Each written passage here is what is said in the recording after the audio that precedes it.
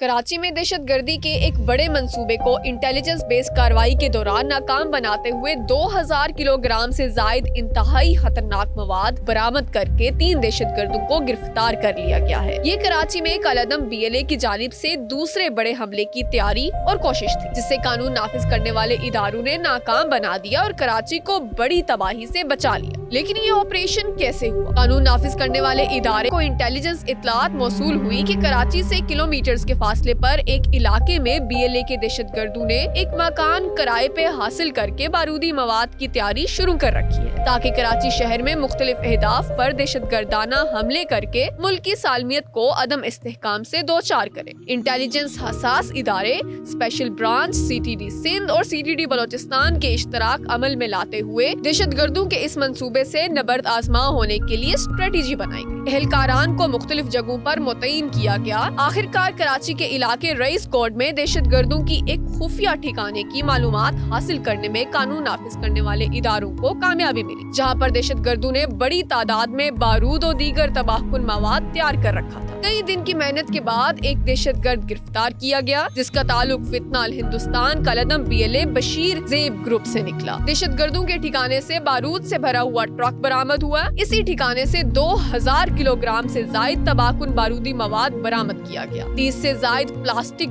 Drum برآمد کیے گئے، 5 عدد گیس سلنڈر بھی برآمد کیے گئے اور مختلف قسم کے ڈیٹونیٹرز بھی شامل تھے۔ گرفتار دہشت گرد کی نشاندہی پر مختلف مقامات پر چھاپے مارے گئے۔ چھاپے کے دوران مزید 2 دہشت گردوں کو گرفتار کر لیا گیا، جبکہ موقع پر بم ڈسپوزل یونٹ کے ذریعے بارودی مواد کو ناکارہ کر دیا گیا۔ گرفتار دہشت گردوں میں جلیل عرف فرید، نیاز عرف کنگ اور ہمدان عرف فرید شامل ہیں۔ باقی اداروں نے مزید 2 جو دہشت گرد تھے ان کو گرفتار کر لیا ہے، جن کے نام نیاز قادر عرف گنگ ولد قادر بخش، ہمدان عرف فرید ولد محمد علی، جلیل احمد عرف فرید ولد محمد نواز۔ موقع پر بم ڈسپوزل یونٹ کے ذریعے تمام جو بارودی مواد ہے اس کو ناکارہ کر دیا گیا ہے۔ دہشت گردوں کا کراچی میں سویلین اہداف کو نشانہ بنانے کا پلان، دھماکہ خیز مواد افغانستان سے بلوچستان اور پھر کراچی لایا گیا۔ DIG CTD کے مطابق دہشت گردوں نے انکشاف کیا کہ ان کی وابستگی کمانڈر بشیر مجید بریگیڈ فتنہ الہندوستان سے ہے اور BLA نیٹ ورک بشیر زیب کی جانب سے پلاننگ کی گئی، تاہم سہولت کار اور ہینڈلرز کی نشاندہی ہو چکی ہے۔ جو شروعاتی انٹروگیشن ہے اس کے مطابق دہشت گرد ملزمان نے انکشاف کیا کہ ان کی وابستگی کمانڈر بشیر زیب نیٹ ورک جو کہ کالعدم تنظیم BLA اور مجید بریگیڈ فتنہ الہندوستان سے ہے۔ ملزمان کی مزید انٹروگیشن اور تفتیش جاری ہے اور انکشافات کی روشنی میں مزید مقامات پر دہشت گردوں کی گرفتاریوں کے لیے چھاپہ مار کارروائیاں عمل میں لائی جا رہی ہیں، جس میں مزید پیش رفت متوقع ہے۔ سہولت کار اور ہینڈلرز کی گرفتاری کے لیے مختلف ٹیمیں کام کر رہی ہیں۔ شواہد کے مطابق نیٹ ورک کو ہمسایہ ممالک سے آپریٹ کیا جا رہا تھا۔ یہ جتنا بھی ٹیررزم اور یہ ایکٹیویٹی پلان کی گئی ہے، اس میں بشیر زیب BLA کا جو ہے وہ نیٹ ورک ہے اور بیرون ملک اس کی تمام پلاننگ کی گئی ہے اور اس میں جو فیسیلیٹیٹرز ہیں اور جو ہینڈلرز ہیں ان کی نشاندہی ہو چکی ہے، جس کی گرفتاری کے لیے مختلف ٹیمیں اس وقت کام کر رہی ہیں۔